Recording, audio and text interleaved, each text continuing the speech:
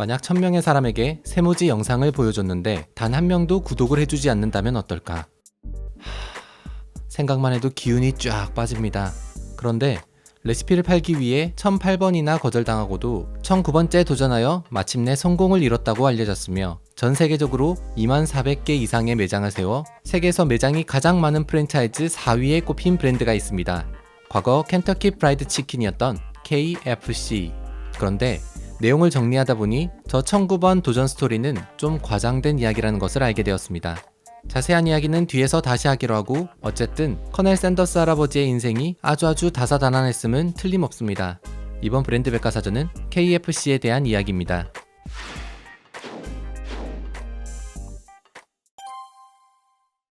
(1890년 9월 9일) 미국 인디애나주 헨리빌에서 동쪽으로 5km 정도 떨어진 시골 마을에서 농부들의 심부름을 하며 살아가던 한 남자 윌버 데이비드와 그의 아내 마가렛 앤 샌더스 사이에서 한 사내 아이가 태어납니다. 이 아이의 이름은 할랜드 데이비드 샌더스, 장차 켄터키 프라이드 치킨 KFC의 창립자가 될 인물입니다. 샌더스는 아버지와 어머니 그리고 두 동생과 함께 살고 있었습니다. 그러던 1895년 어느 더운 여름날, 아버지 윌버 데이비드는 여느 때처럼 일을 끝내고 집으로 돌아왔습니다. 그런데 그는 온몸이 불덩이처럼 열이 난 상태였고, 그날 밤 갑자기 세상을 떠나게 됩니다. 때문에 가정 형편은 점점 어려워지기 시작했고, 어머니는 어떻게든 가족을 먹여 살리기 위해 토마토 공장에 들어가 토마토 통조림 만드는 일을 하게 됩니다. 당시 샌더스는 7살밖에 되지 않았지만 어머니 대신 맏형으로서 동생들을 먹이며 돌보기 위해 집에서 요리를 하기 시작했습니다. 샌더스는 호밀빵을 만들곤 했는데 동생들뿐 아니라 어머니의 공장 직원들까지도 맛있게 먹을 만큼 어릴 적부터 훌륭한 요리 실력을 자랑하게 됩니다. 샌더스가 12살 되던 해에는 어머니 마가렛이 다른 남자를 만나 재혼을 하게 됩니다. 그런데 샌더스의 새아버지는 성격이 아주 고약한 사람이었고, 아이들이 눈에 가시였는지 샌더스와 동생들에게 가정폭력을 휘두르기 시작했습니다. 그러더니 샌더스 형제를 80마일이나 떨어진 농장에 일하도록 보내버리게 되고, 샌더스와 남동생은 농장 일을 하면서 근처 이모집에 얹혀 살게 됩니다. 샌더스는 학교를 다니긴 했지만 학업에 집중하지 못하고 점점 뒤처져 갔습니다. 그러더니 학교 다니는 것보다 하루 종일 일하는 게 낫겠다고 생각한 그는 결국 7학년 도중 학교를 자퇴하게 됩니다. 그리고 13살 되던 해, 그는 부엌 쪽 뒷문을 통해 가출함으로써 홀로 서기를 시작했습니다. 집을 나온 샌더스는 이때부터 할 수 있는 일은 모두 다 하기 시작합니다. 14살 때는 인디애나 남부 쪽에서 농장 일을 했고, 16살이 되자 철도 쪽에서 일을 하던 삼촌의 도움을 받아 전차 차장으로 일을 할 수 있게 되었습니다. 그러던 어느 날, 자신이 몰던 전차에서 군대 신병을 모집하는 사람들을 만나게 됩니다. 그리고 샌더스는 나이를 속여서 육군에 자원하여 입대하게 됩니다. 하지만 입대한 지 얼마 지나지 않아 진짜 나이가 발각되고 결국 퇴역당하고 삼촌네 집으로 돌아오게 되었습니다. 그리고 다시 한번 삼촌의 도움으로 열차 엔진에 붙어있는 석탄재 긁어내는 일을 하기 시작했습니다. 17살 무렵, 샌더스는 열차에서 석탄을 떼는 파이어맨이 되었습니다. 그렇게 철도 일을 하고 있던 1908년, 그는 조세핀 킹이라는 여성을 만나게 되고 결혼까지 하게 되었습니다. 그리고 일남 이녀의 아이들도 낳아 가정을 꾸리게 됩니다. 그런데 어느 날 샌더스는 직장에서 동료와 다투게 되고, 이 때문에 직장에서 해고당하는 상황에 놓이게 됩니다. 직장에서 잘린 후 여러 해 동안 많은 일을 해보려고 시도했지만 꾸준히 하지 못하고 다 그만두고 말았습니다. 결국 가정 형편이 점점 어려워지자 아내 조세핀은 아이들을 데리고 부모님의 집으로 가서 살게 됩니다. 동생이 얼마나 불쌍해 보였던지 조세핀의 오빠는 샌더스에게 조세핀은 일 하나 성실하게 구하지 못하는 너 같은 놈이랑 결혼하면 안 됐어 라는 편지를 한 통 보내기도 했다고 합니다. 그러던 1920년, 샌더스는 투자자들을 모아서 오하이오 강에서 배를 운영하는 페리 회사를 설립하게 되는데 드디어 이 사업이 성공하게 됩니다. 샌더스의 인생이 드디어 빛을 발하게 되는 듯 했습니다. 샌더스는 페리 회사의 주식을 팔아 당시 22,000달러, 현 시세로 거의 4억 원 가량 되는 돈을 아세틸렌 램프 사업에 투자하게 됩니다. 그런데 얼마 뒤 델코 일렉트로닉스에서 전기 램프를 출시했고, 결국 아세틸렌 램프 사업은 폭망하고 샌더스는 가진 돈을 몽땅 잃게 되었습니다. 1920년대 후반에는 켄터키주의 캠프 넬슨에 살면서 미쉐린 타이어의 세일즈맨으로 일하게 됩니다. 이 일을 하게 되면 당시 최고급 자동차였던 맥스웰을 영업용 차량으로 지원해줄 정도로 복지가 좋은 직장이었습니다. 그런데 어느 날 샌더스가 차를 타고 지나가던 다리가 무너지면서 자동차가 강 속에 침수되어 버리는 사고가 벌어집니다. 다행히 샌더스의 목숨은 건졌지만 차가 사라지면서 일자리도 잃어버리게 되었습니다. 그렇게 40살이 될 때까지 제대로 된 직장 하나 없고 모아둔 돈도 없던 샌더스는 정말 불운의 아이콘 그 자체였습니다. 1930년 어느 날 실패만을 반복하다 어느새 40살이 되어버린 샌더스는 또 다른 새로운 일을 할 기회를 얻게 됩니다. 지인들의 도움으로 켄터키주에서 약 25마일 떨어진 코빈이라는 곳에서 쉘 오일 주유소를 임대하여 운영하게 된 것입니다. 이곳은 아직 전기도 들어오지 않은 시골 동네였지만 플로리다와 북부주에서 여행을 하는 사람들이 자주 지나다니는 길목이었기 때문에 샌더스의 주유소에는 손님들이 점차 늘기 시작했습니다. 샌더스는 여러 일을 해오면서도 항상 즐기던 취미가 있었습니다. 바로 요리. 어려서부터 일하시는 어머니 대신 동생들을 위해 요리하기 시작한 그는 자신만의 레시피로 음식을 개발하는 독특한 취미가 있었습니다. 그리고 어느 날 주유소 옆 창고로 쓰던 방을 비운 뒤 커다란 떡갈나무 식탁들을 들여놓고는 샌더스의 서비스 스테이션 앤 카페란 이름을 지어 작은 가게를 오픈하게 됩니다. 마을의 북쪽과 남쪽의 길가에 있는 헛간에 페인트로 자신의 가게 간판을 크게 그려 홍보했고 지나가던 배고픈 여행자들은 이 간판을 보고 찾아오기 시작했습니다. 샌더스는 아내 조세핀과 함께 스테이크, 햄, 그레이비를 얹은 감자, 옥수수로 만든 그리츠, 그리고 따끈따끈하게 구워낸 비스켓을 만들어 팔았고 이어 기름에 튀긴 치킨 요리를 판매하게 됩니다. 샌더스는 튀긴 치킨 요리가 북아메리카의 대접용 음식이라고 믿었고 좋은 치킨 요리를 제공한다면 그게 누구든 상관없이 다시 올 거라 생각했습니다. 그리고 샌더스의 가게는 여행객들에게 큰 인기를 얻으며 켄터키 맛집으로 소문나기에 이릅니다. 하지만 치킨 요리는 30분 정도의 긴 시간이 걸렸기 때문에 판매량에 제한이 있을 수밖에 없었습니다. 샌더스는 조리 시간은 줄이고 맛은 높이기 위해 끊임없이 치킨 요리를 연구해 갔습니다.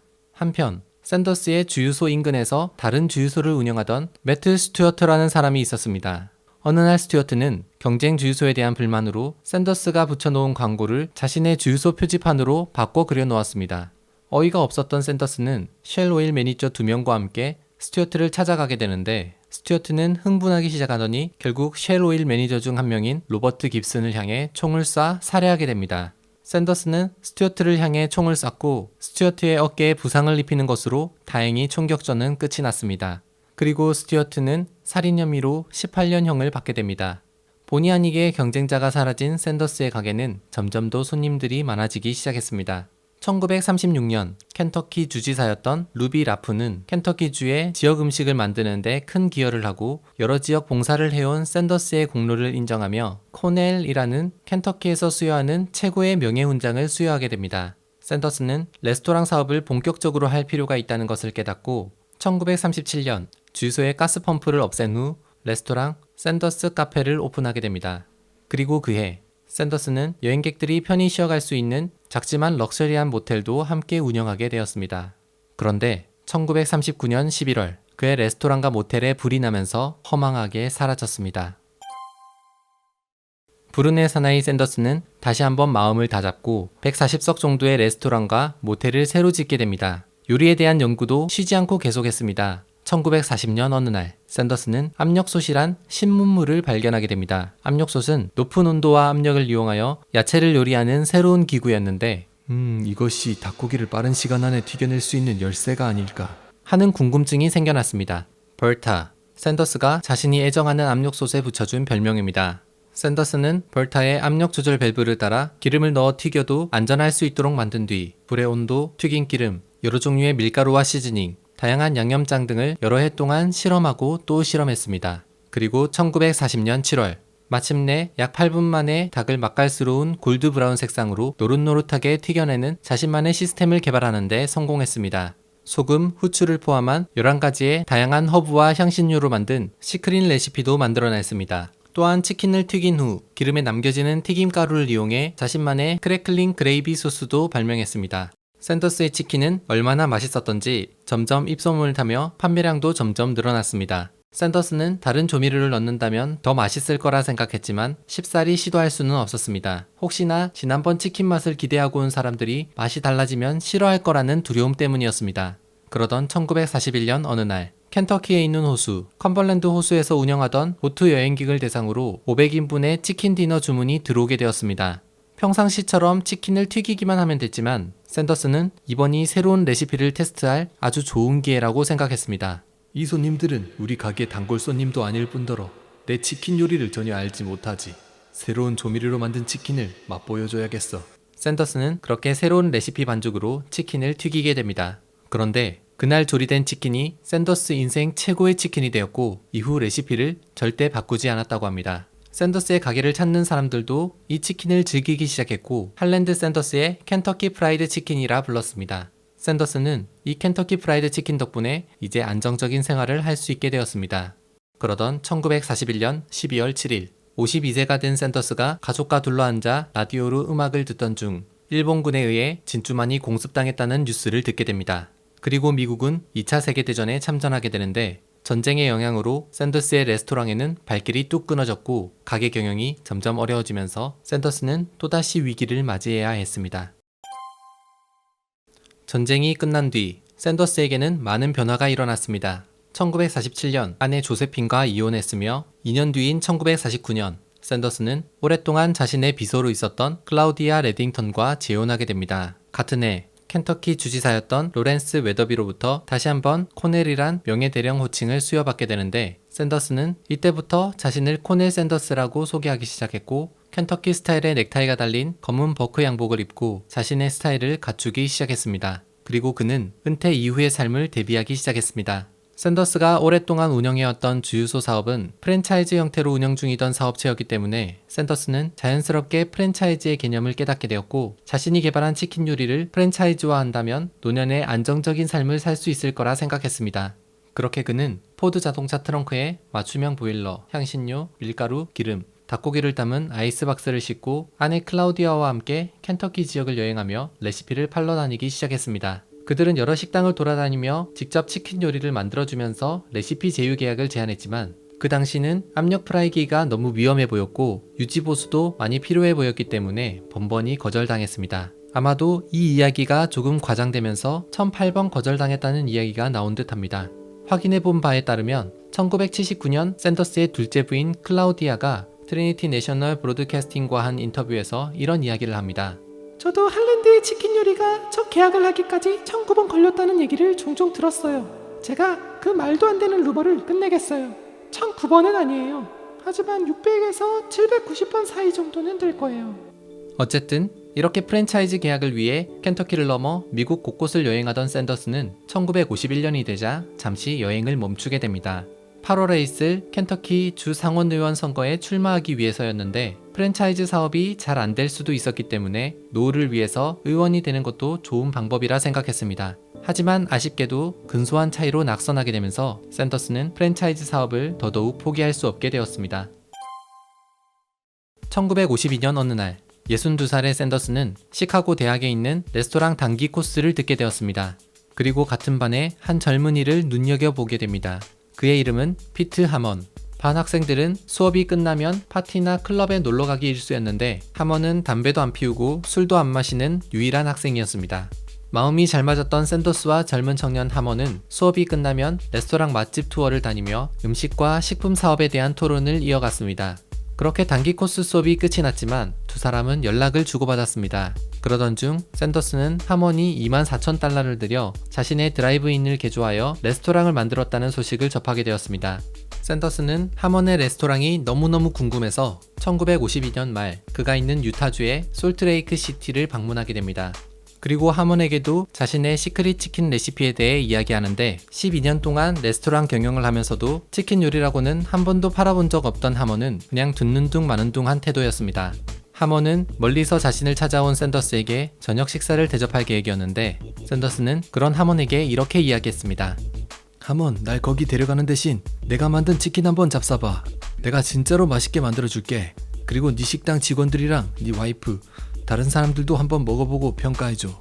샌더스는 하먼의 부엌으로 들어가 자신만의 레시피로 프라이드 치킨, 그레이비 소스와 으깬 감자, 그리고 비스켓을 요리하였고 둥근 테이블에 다 같이 모여 샌더스의 음식을 맛보기 시작했습니다. 샌더스는 그들이 치킨 한 입 베어 먹는 모습을 유심히 지켜보는데 그들은 치킨뿐 아니라 마지막 남은 비스켓 2조각까지 그레이비 소스에 발라서 아주 깨끗이 남김없이 먹어치웠습니다. 하지만 하먼은 끝까지 자신의 가게에서는 이 치킨을 팔 생각이 없다고 하였습니다. 샌더스는 아쉬운 마음을 뒤로하고 다른 볼 일이 있어 호주로 떠나게 되었습니다. 그리고 며칠 뒤 돌아오는 길에 아내 클라우디아를 만나 하먼의 가게에 다시 들리게 되었습니다. 그런데 샌더스의 표현에 의하면 하먼의 가게를 보고 눈알이 빠질 만큼 놀라고 말았다고 합니다. 하먼의 가게 창문에는 Something New, Something Different, Kentucky Fried Chicken 이라는 약 2m 높이의 문구가 적혀 있었고 켄터키 프라이드 치킨을 사려는 사람들이 줄줄이 서 있었던 겁니다. 하먼은 그야말로 미친 듯이 치킨을 팔아내고 있었습니다. 눈알이 튀어나올 만큼 황당한 상황을 겪게 된 샌더스. 다들 다음 이야기 궁금하셨을 텐데 브랜드 백과사전 KFC 2편 바로 시작하겠습니다. 하먼은 무려 8개의 압력솥을 사용하여 치킨을 판매하고 있었습니다. 문제는 샌더스에게 말 한마디도 없이 몰래 그 일을 시작했다는 것입니다. 샌더스는 하먼에게 도대체 어떻게 된 상황인지 물었고 하먼은 이 치킨이 잘 팔릴지 안 팔릴지 몰라서 궁금해서 한번 팔아보았다고 둘러댔습니다. 그런데 치킨이 너무 잘 팔리는 바람에 본격적으로 치킨을 팔기 시작했고 창문에 커다란 광고도 하게 되었다고 말입니다. 하먼은 페인터 돈 앤더슨을 불러 광고를 의뢰하게 되는데 사실 이 치킨을 뭐라고 불러야 할지 몰라 고민했었다고 합니다. 하먼의 식당이 있던 곳은 유타주였지만 돈 앤더슨은 켄터키라는 이름이 미국 남부에 환대하는 이미지를 준다며 켄터키 프라이드 치킨이라고 하면 어떤지 제안했습니다. 재밌는 사실은 하먼은 샌더스에게 켄터키 프라이드 치킨이란 단어를 들어본 적이 없었던 상황에서 우연히 켄터키 프라이드 치킨으로 홍보하게 되었다는 것입니다. 자초지종을 들은 샌더스가 마음속으로 어떤 생각을 한지는 정확히 알 수는 없습니다. 샌더스가 쓴 자서전에서도 단지 하먼이 아무런 말 없이 치킨을 팔았고 이후 프랜차이즈 수수료에 관한 합의를 했다고만 기록할 뿐이었습니다. 샌더스의 심정이 어땠을지는 여러분의 상상에 맡기고 어쨌든 샌더스는 하먼과 프랜차이즈 사업에 대해 논의하게 됩니다. 샌더스는 자신의 비밀 레시피를 제대로 전수해주기로 하고 켄터키 프라이드 치킨이란 이름을 계속 사용할 것과 한 마리당 5센트의 수수료를 받기로 결정했습니다. 그렇게 어수선하긴 했지만 켄터키 프라이드 치킨 1호점이 공식적으로 탄생한 순간이었습니다. 당시 샌더스의 켄터키 프라이드 치킨 프랜차이즈는 각각의 식당에 켄터키 프라이드 치킨 메뉴를 추가 판매하고 치킨 한 마리당 5센트의 수수료를 받는 방식이었습니다. 하먼의 식당은 첫 해에만 매출이 3배 이상 증가하게 되는데 그중 75%가 켄터키 프라이드 치킨의 매출이었다고 합니다. 1955년 무렵 샌더스는 켄터키 프라이드 치킨에 대한 상표 등록을 하고 압력 프라이기에 대한 특허 신청도 하게 됩니다. 1956년 아이젠하워 대통령은 미국 연방고속도로 체계인 인터스테이트 하이웨이 건설을 추진하며 연방도로법을 제정하고 250억 달러의 지출에 승인하게 됩니다. 곳곳에 고속도로가 건설되면서 미국은 점점 더 발전해 갔습니다. 그런데 75번 고속도로의 건설이 완료되면서 샌더스의 식당이 위치해 있던 코빈을 지나던 여행객들이 이 길을 우회하기 시작합니다. 당연히 손님은 크게 줄어들었고 식당 운영에 타격을 입게 됩니다. 샌더스는 화재로 인해 건물을 새로 지으면서 많은 돈을 빌렸기 때문에 제법 많은 이자를 내야 했지만 상황은 점점 어려워졌습니다. 그래서 어쩔 수 없이 코빈의 식당을 팔아서 갚아야만 했습니다. 66살의 샌더스는 좀 더 여유로운 노년을 꿈꿨지만 그에게 남은 건 매달 105달러씩 나오는 연금과 하먼으로부터 매달 받는 프랜차이즈 수수료 10달러 정도가 전부였습니다. 켄터키 프라이드 치킨의 프랜차이즈 매장을 늘리는 것만이 샌더스가 노년을 여유있게 살 수 있는 유일한 방법이었습니다. 그렇게 프랜차이즈 계약을 위해 105달러의 연금으로 인디애나주와 오하이오주를 여행하기 시작하는데 이 무렵 샌더스의 트레이드마크인 하얀색 정장을 입었습니다. 샌더스는 인디애나주 포트웨이에 위치한 더 하비하우스에서 수석 요리사로 일하던 데이브 토마스란 사람을 만나게 되고 그와 프랜차이즈 계약을 맺을 수 있었습니다. 그리고 데이브 토마스는 초기 켄터키 프라이드 치킨에 있어서 많은 영향력을 끼친 인물이 됩니다. 오하이오주 콜럼버스 지역에 4개의 켄터키 프라이드 치킨 매장을 운영하던 필립 클라우스라는 사람이 있었는데 그가 매장 운영에 어려움을 겪고 있던 당시 데이브 토마스에게 가게를 맡기면서 회복해준다면 지분의 45%를 주겠다고 제안합니다.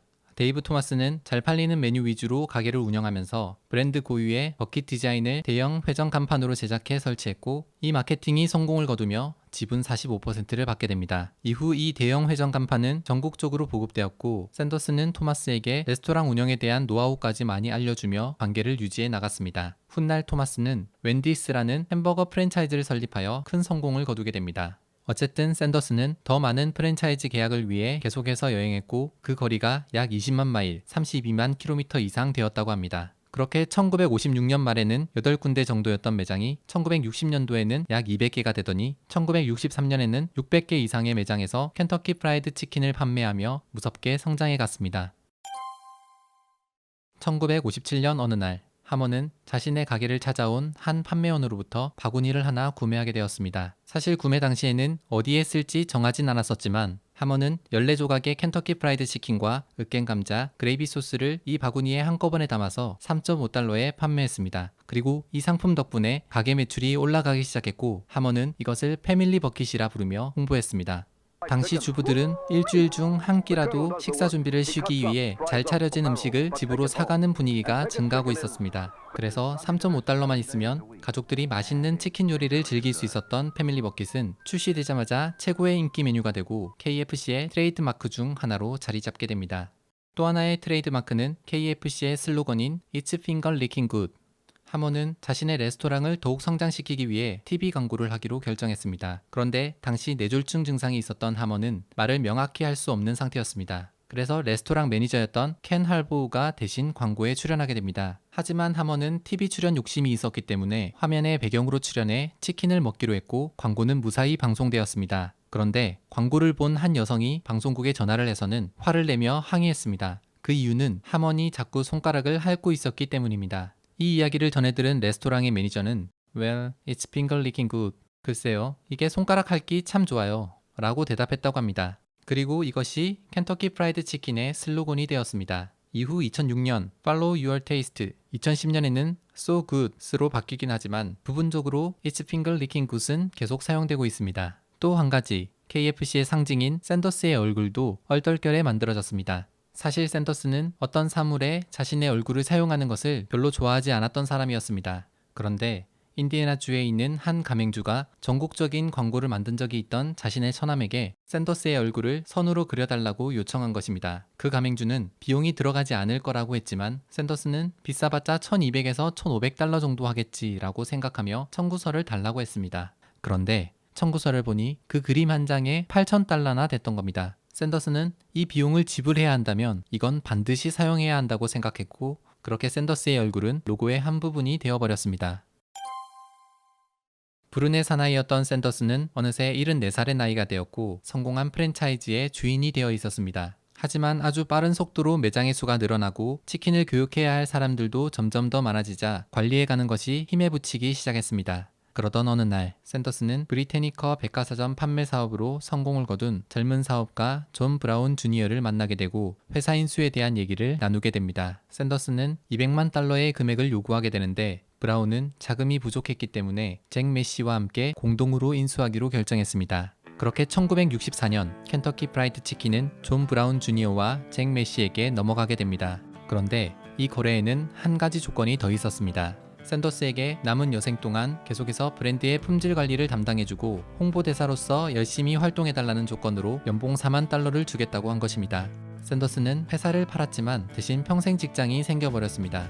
그 당시까지도 켄터키 프라이드 치킨은 메뉴로서의 프랜차이즈로 운영되고 있었기 때문에 매장마다 메뉴는 제각각이었습니다. 브라운 주니어는 켄터키 프라이드 치킨을 본격적으로 성장시키기 위해서 일관된 브랜드로서의 프랜차이즈가 되어야 된다고 생각했고 그렇게 프랜차이즈 매장 전체의 메뉴를 통일하며 테이크아웃형 패스트푸드 브랜드로 바꿔가기 시작했습니다. 이때 빨간색과 흰색 줄무늬 디자인이 도입됩니다. 그리고 전문적인 프랜차이즈 운영 덕분에 매장 수는 가파르게 증가했고 1970년까지 48개국에 무려 3,000개의 매장이 세워졌습니다. 그런데 겉보기에는 거대 기업이 되어 있었지만 속을 들여다보면 아주 위태위태한 상태였습니다. 매장 수에 비해 관리할 능력이 턱없이 부족해서 여기저기 문제가 생기기 시작했는데 이는 결국 회사의 적자로 이어지게 됩니다. 그리고 결국 1971년 7월 브라운 주니어는 스미노프 보드카로 유명한 휴블레인에 2억 8,500만 달러를 받고 매각해버리게 됩니다. 한편 처치치킨이라는 치킨 프랜차이즈는 크리스피 치킨을 개발하여 고객들에게 인기를 얻으며 점유율을 조금씩 빼앗아가고 있었습니다. 한운 수 없이 켄터키 프라이드 치킨도 엑스트라 크리스피 치킨을 출시하여 대응하게 됩니다. 샌더스는 계속해서 프랜차이즈 매장을 돌아다니며 치킨 조리법 교육에 힘쓰고 있었습니다. 그러던 1980년 12월 16일 샌더스는 백혈병으로 세상을 떠나게 됩니다. 이후 1982년 켄터키 프라이드 치킨은 담배 사업으로 재벌이 된 레이놀즈에게 넘어가게 되고 1986년에는 펩시코에게 인수되었습니다.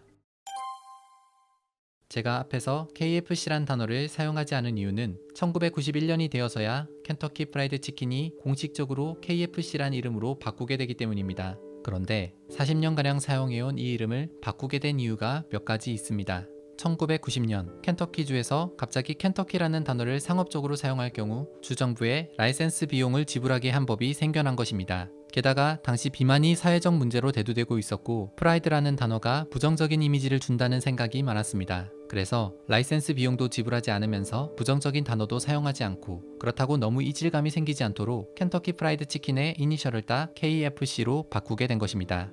1993년 KFC는 신제품을 개발하던 중 일부 매장에서 특제 치킨 패티로 만든 샌드위치 징거버거를 출시하게 되는데 패스트푸드인 동시에 할랄푸드로 사랑을 받으면서 KFC 대표 메뉴로 자리 잡게 됩니다. 이후 펩시코는 피자헛, 타코벨 등과 함께 트리콘 글로벌 레스토랑 소속으로 법인을 독립시켜 떨어져 나오게 되고 현재는 얌 브랜드로 이름이 바뀌어 운영되고 있습니다. 샌더스 할아버지가 세상을 떠난 지 40년가량 지났지만 여전히 그의 레시피와 그의 모습은 KFC 브랜드의 상징으로 남아 많은 사람들의 사랑을 받고 있습니다. 이상 KFC에 대해 알아보았습니다.